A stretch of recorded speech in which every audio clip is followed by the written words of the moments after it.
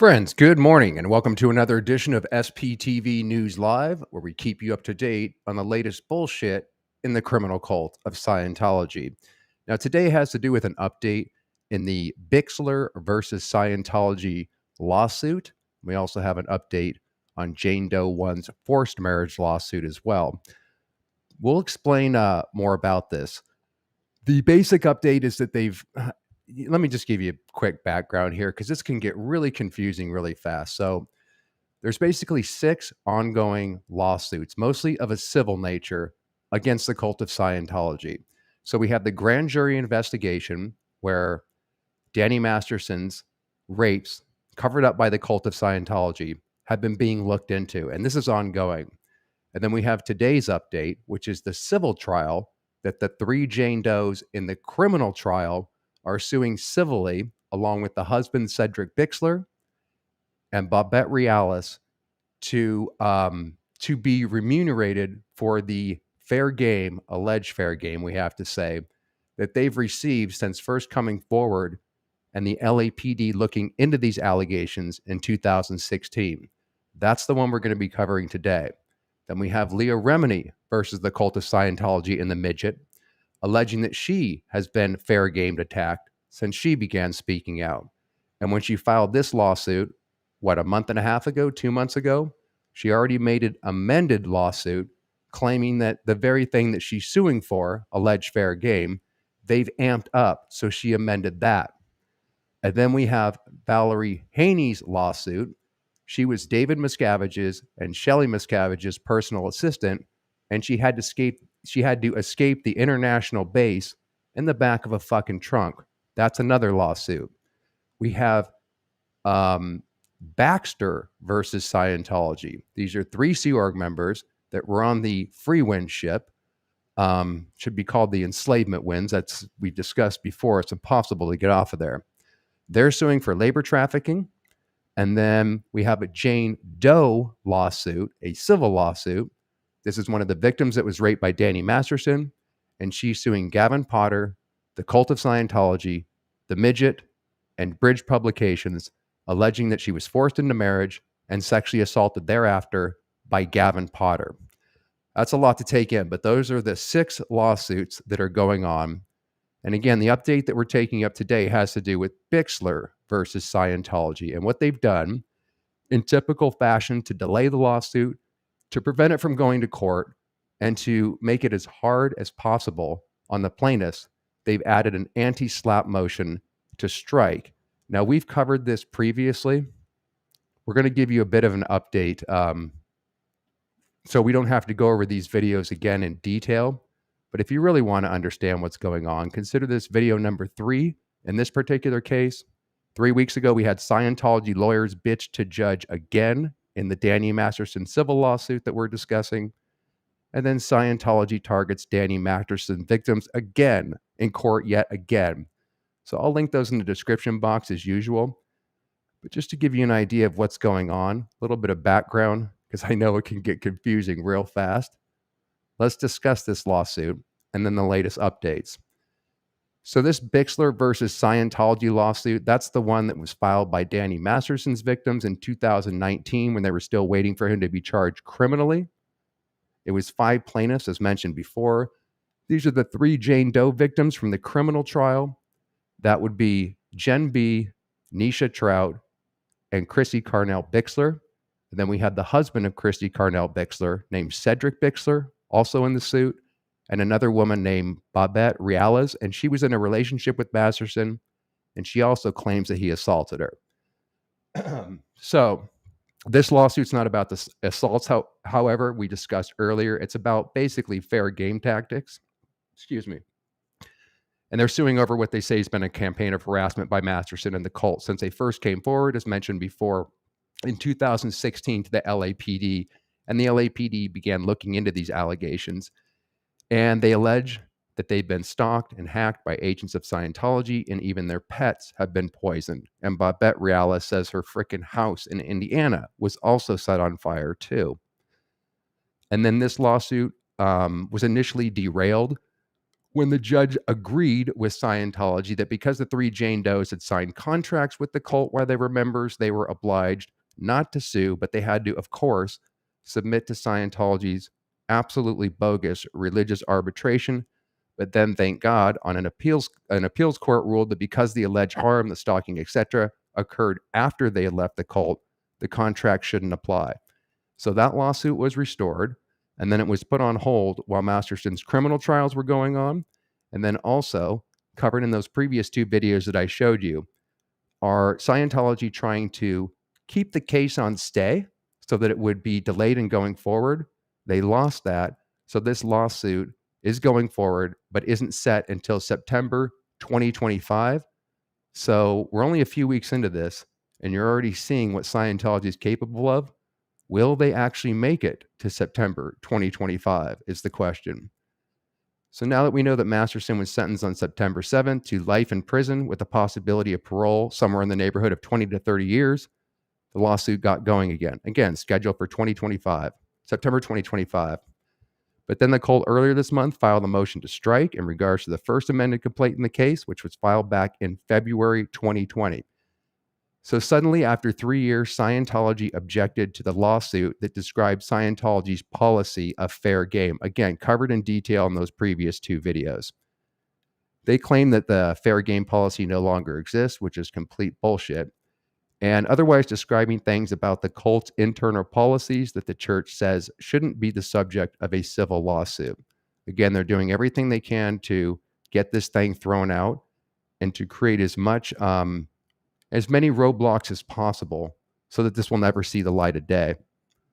What made the move even more unusual, besides that it was attacking a 3-year-old court complaint, was that Scientology itself had complained to Judge Apinda Carla, who replaced the previous judge, that the plaintiffs are about to file a new amended complaint that would essentially start the lawsuit over again. And we're still waiting to see that amended complaint. So in other words, there's a new complaint coming by these plaintiffs. The cult knows this, and yet they're going back to the old complaint, which isn't going to matter shortly when the new amended complaint comes in, and they're bitching about many things. Again, it's previously covered in the two videos, as well as adding an anti-SLAPP to the old motion. It wouldn't make any sense, by the way, my friends, unless you understand that Scientology has all the money in the world to create what would appear to be irrational activities from a legal standpoint, but very rational when you don't want this to ever go to court. So now Scientology's bolstered their attack on the 2020 complaint with declarations from the usual Scientology minions. That would be Warren McShane, Lynn Farney, etc. And of course, as predicted in the last video on this subject, they've added an anti-SLAPP motion in order to seek attorney's fees. What is an anti-SLAPP, you might ask? So to protect freedom of speech, some jurisdictions have passed anti-SLAPP laws, often called slapback laws, not to be confused with bitch slap. These laws often function by allowing a defendant to file a motion to strike or dismiss on the grounds that the case involves protected speech on a matter of public concern. Another way of saying that is it basically prevents big corporations, big cults with a lot of money, picking on the little guy and suing him over free speech. And Scientology, in this case, by filing an anti-SLAPP, is saying that the plaintiffs are the big bad wolf, the big bad corporation, suing the innocent little Scientology that's the small guy in this situation for simply exercising their free speech. It's an escalation that has some interesting details as the cult attacks specific allegations in the Bixler lawsuit about the harassment that the women said that they've had to endure. So what the cult is doing is they're picking out specific allegations and denying that the person harassing the women had any connection to the cult. So that's what this is about. You guys get that? So again, in the original two videos, they're picking apart the fair game allegations and saying that the people that the plaintiffs are alleging fair gamed them, they're not even connected to the cult. So you got the wrong guy, is what Scientology's saying. I would suggest, though, that these people are connected to the cult. Especially Jenny Weinman here, and all these people, because there's no way that Jenny Weinman is Danny Masterson's publicist. And I would suggest there's no way that she's not at least being told what to do by the cult. So this is what they say themselves. These are their statements regarding what we just covered and what they're disputing. Alleged statements by third parties. So alleged statements by Jenny Wyman. The Bixlers allege that Bixler wrote letters to Masterson and others regarding Masterson's actions. And later she was, quote, contacted by Masterson's publicist, Jenny Wyman, a lovely lady, as you'll see shortly. Wyman allegedly said she was, said she was contacting Bixler because, quote, it's about to get bad for you and your family. I have to take a drink of water, snip butt. And also stated to plaintiff Bixler that what she was claiming happened could not constitute rape because she and Masterson were in a relationship at the time. Wyman also allegedly forwarded a letter from Masterson to Bixler. Plaintiffs do not allege that Wyman was an agent of the cult defendants. Wyman is not and has never been, an agent of the Church of Scientology International, Celebrity Center, or Religious Technology Center. Wyman's never been employed by, under contract with, under the direction and control of. That's the one I would take issue with right there. Undoubtedly, she'd be under the direction and control of, especially if she was Masterson's publicist, or asked to do anything at all by Church of Scientology International, Celebrity Center, or RTC. There's no basis to impose liability on the cult defendants for her statements. By the way, I don't know if you guys remember this, but the lovely Wyman made a statement as follows in this video that came out, I don't know, maybe about a year ago. Let's listen to Danny's publicist and what she had to say to one of the plaintiffs when this was brought up. He raped her. Their boyfriend and girlfriend, and they dated, and then they fucked for a year after they broke up.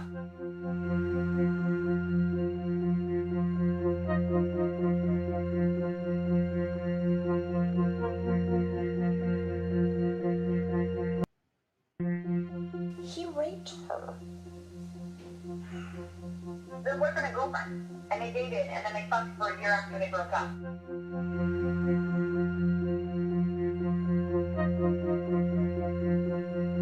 So this is Danny Masterson's female publicist, the aforementioned Wyman, and she dismisses rape allegations, and you're going to listen to a phone call here.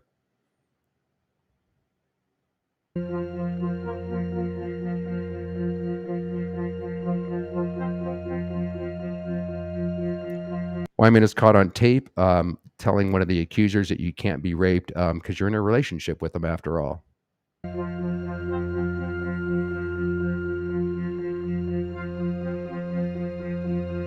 And this is in reference to Chrissy Bixler. This is Masterson's girlfriend for 6 years who was accusing him of rape.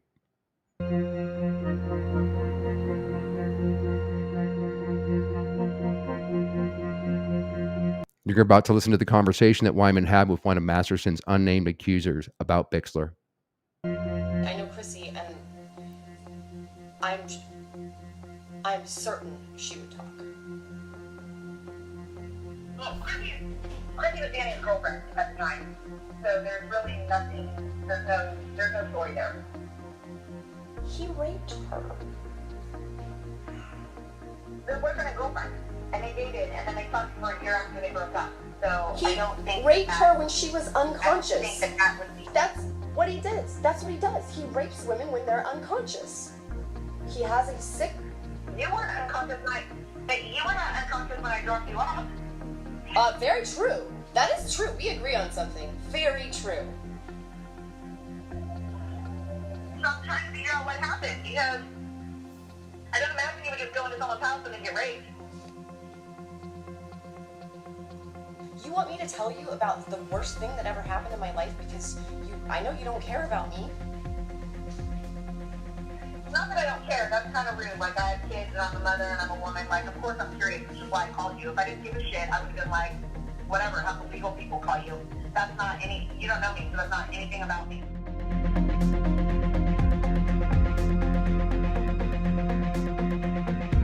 I respect the law. I would never cover up wrongdoing or threaten people based on the scope of my work. As a publicist, it's my job to be to gather information and make informed decisions about media matters. I've never known any publicist in Hollywood, by the way, who won't sell their soul to Satan for $5 and a sandwich.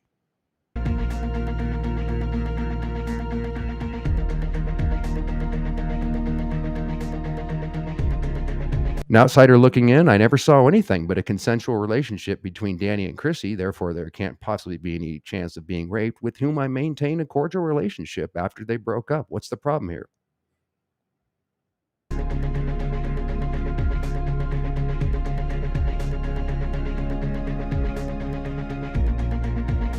That said, her claims coming after almost 16 years were surprising and shocking, to say the least. My conversation with any alleged victim came from a place of sincerity and curiosity as to why they would wait and why now. It just seems so illogical. Well, Weinman, if you know how the cult of Scientology works, which I'm sure you do because you're Danny's publicist, I'm sure you already know the answer to that question. By the way, she said she's a mother too and has kids, and this is the way she's fucking acting.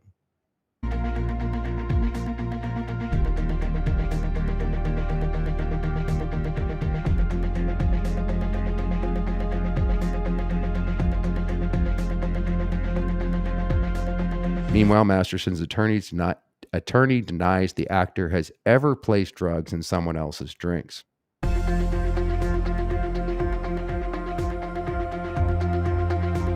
Noting also that as a Scientologist, Masterson, of course, has a strict anti-drug policy. He just drugs other women. Okay, so there you go. That's a lovely Jenny Weinman. Let's go back to allegation number 2 here, which Scientology is saying needs to be thrown out. B, alleged threats by Kathy Gold. So the Bixlers allege that around September 2018, defendant's agent Kathy Gold began making numerous serious threats against plaintiffs. First, Gold is not and has never been an agent of course not, been employed by, under contract with, under the direction or control of, or asked to do anything by CSI, CC, or RTC. Any statement she allegedly made cannot create liability for the cult defendants. While Gold has identified herself here we go, check this out. This is interesting because either Gold left the cult and had a problem with the cult between 2018 and now, or otherwise this doesn't make a hell of a lot of sense. So while Gold has identified herself as a Scientologist, she never purported to speak on behalf of Scientology or any Scientology entity, including the aforementioned Church of Scientology International, Celebrity Center Los Angeles, and Religious Technology Center. To the contrary, in an initial communication with Bixler on September 2nd, 2018, Gold claimed that she had been held hostage by Scientologists and told Bixler, quote, "I hope you and the others women win your case/cases." Again, this could be a total PR move by the cult. Gold could be still a Scientologist and in the cult's pocket, but this is what she's told to say to look innocent, even though it says here she has identified as a Scientologist, which is contradictory to a Scientologist in good standing would never say things like this. So perhaps she is an agent just based on this illogical way this is spelled out here. It's just my opinion, by the way. Don't sue me, Scientology. Gold has disavowed any agency relationship between her and CSI, CC, and RTC. Gold posted online that she learned of the agency allegations in the complaint. She stated that plaintiffs are lying about her acting as an agent for defendants, that she despises the defendants, that would be the cult of Scientology that she's supposedly a member of, and that she intends to sue both plaintiffs and defendants. Again, a little curious there. So second, a review of Gold's actual communications demonstrates that the FAC's characterizations of Gold's threats against Bixler is, of course, false. Gold's Twitter communications revealed that in September 2018, Gold contributed to an online dispute following the publication of certain plaintiffs' accusations against Masterson. Gold's dispute was only with Bixler and did not involve any communications with other plaintiffs. During the dispute, Bixler began threatening Gold over Twitter. Twitter, isn't that where it all goes down? Suggesting that Gold needed an involuntary psychiatric hold and asserting, "I'm about to sue the fuck out of this asshole." Bixler's threats grew more intense on September 4th, stating, "Ever speak of my children again, and you'll be back in that psych ward, you fucking bitch." You'll be hearing from our attorneys. Bixler made a fourth threat on September 4th, telling Gold, quote, "LAPD She'll be paying you a visit soon. Regret coming for a mother and her children? You will. Last thing I'll say to you, big mistake. Huge.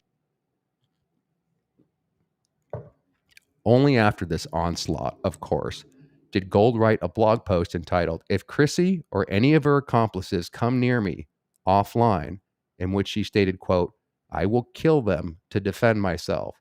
Far from threatening any plaintiff with, quote, murder, Gold simply made clear that she would act only in self-defense. In sum, a review of the actual communications involving Kathy Gold belies the Bixler allegations. Gold's own statements demonstrate that Gold did not speak on behalf of the cult defendants or any other cult entity.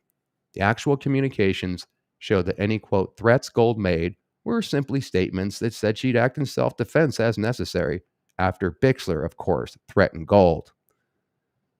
And here's the third and final one. So, alleged statements by Heather Seidler and Virginia McGregor, similarly, and they're also claiming, just to keep this in context so we're not losing everybody, these are people that the plaintiffs, the Jane Does, are saying are part of the fair game attack. And what Scientology is saying, you got the wrong guys. We don't know these people. They're not connected to Scientology. Therefore, you have to strike this from the record and the upcoming civil trial. Similarly, Bixler alleges that in August 2018, defendants' agents Heather Seidler and Virginia McGregor published posts to their Facebook accounts inciting fellow Scientologists to assist in harassing plaintiff Bixler. In one post, McGregor stated that plaintiff Bixler was, quote, reminiscing about all the anal sex plaintiff Bixler obviously misses. That's a lovely statement, and right out of Scientology's playbook. They are obsessed with sex and saying disgusting things like that. But hey, they didn't say it, and they're well, they might have said it, but they're not connected to the cult. Other than the statement, plaintiff provides no content of the, quote, published posts on Facebook. But like Gold, Seidler and McGregor are not, and of course have never been agents of Church of Scientology International, Celebrity Center Los Angeles, or Religious Technology Center. Seidler and McGregor have never been employed by, under contract with, under the direction of control of, or asked to do anything by CSI, CC, or RTC.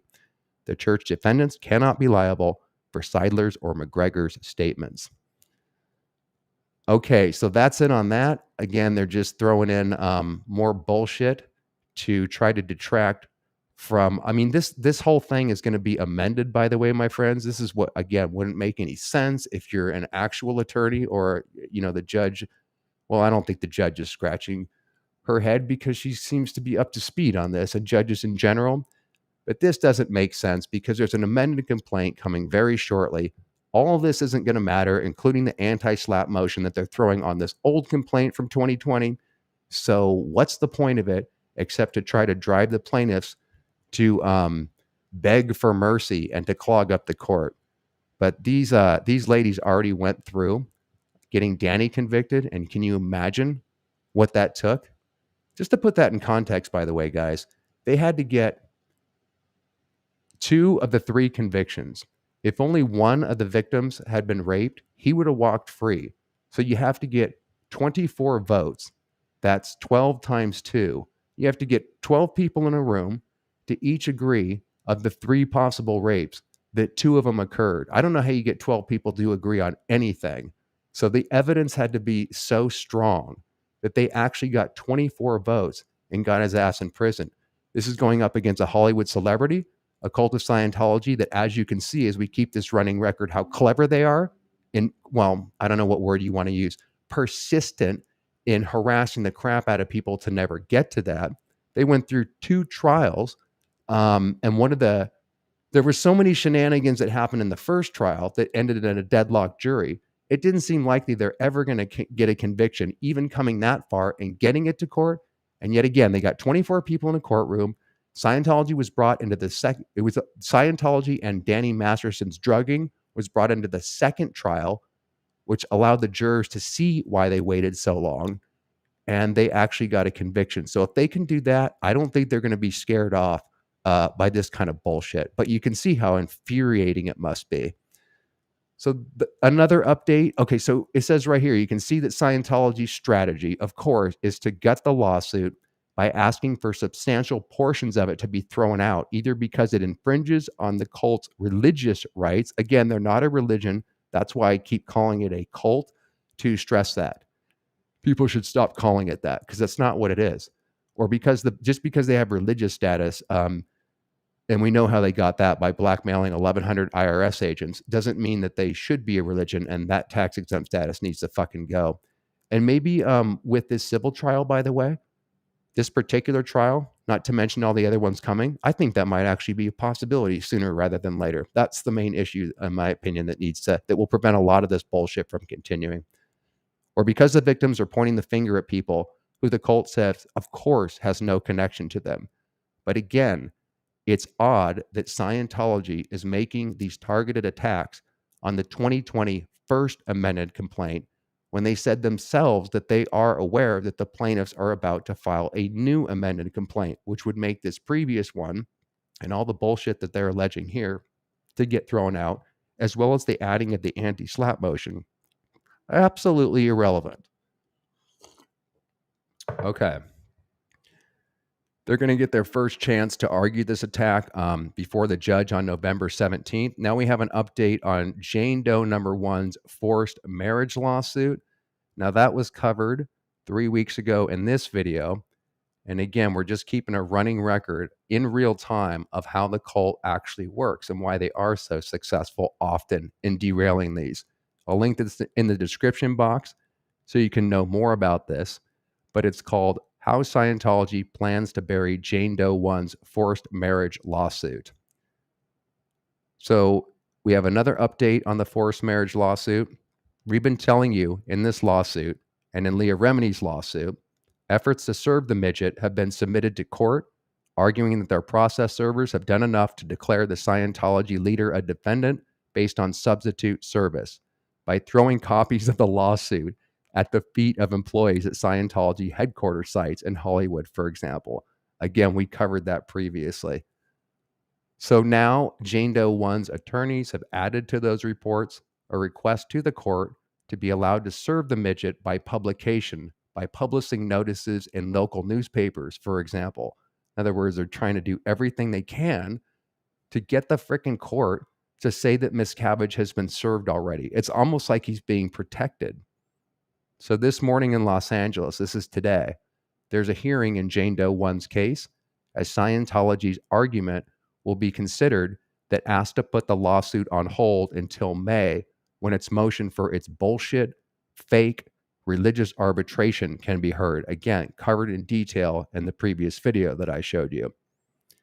And then there'll be someone in the courtroom today, hopefully to report on that. But that's basically it, man. You guys can see how Scientology works. If you haven't already watched the SPTV News Live, I have them laid out in order. So you can just start at the very beginning and you can click on it right at the end of each video. You can click on the next video so you can just follow. There's probably like 20 or 30 videos there now where you can see and have, as they would say in Scientology, conceptual understanding of all the ins and outs of these. It's not complex. It's just interesting when you put it together. And hopefully, as you can tell, it's getting more and more complex. I won't have to keep adding on to this or trying to explain it without everybody's freaking head exploding. So, but it really is interesting watching these, like I said, in real time, rather than just reading about past, lawsuits or how has Scientology managed to do this. This is how they do it. And since there's literally 6 lawsuits going on, most of them being civil, we can see, like I said, in real time, how they actually do this. It's an interesting strategy. Let me check to see if you guys have any questions before we roll out of here. Also, we're playing, let me just throw this up here. Kellycopter on her channel in about, 12.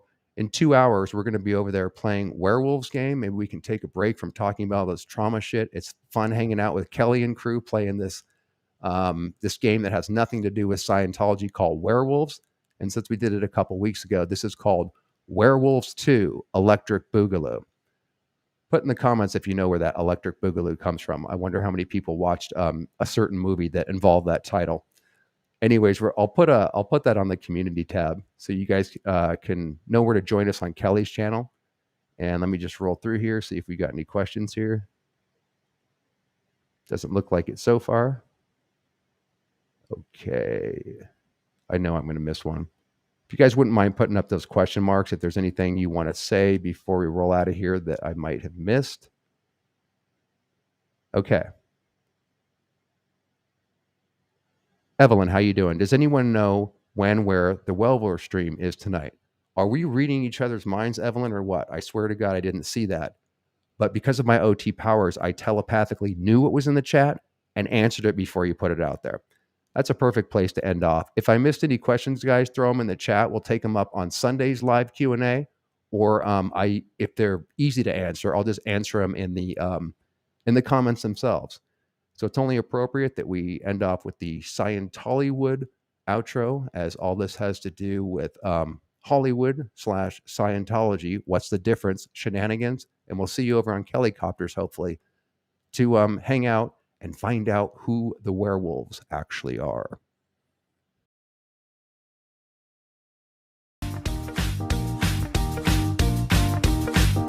I found out long ago it's a long way down the holiday road. Holiday road. Holiday road.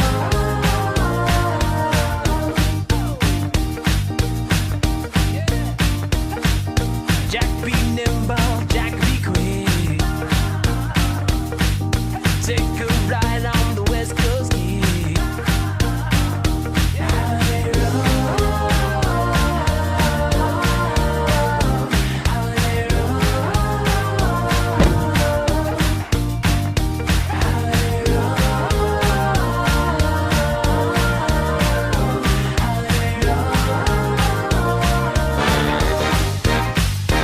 Holiday road. Holiday road.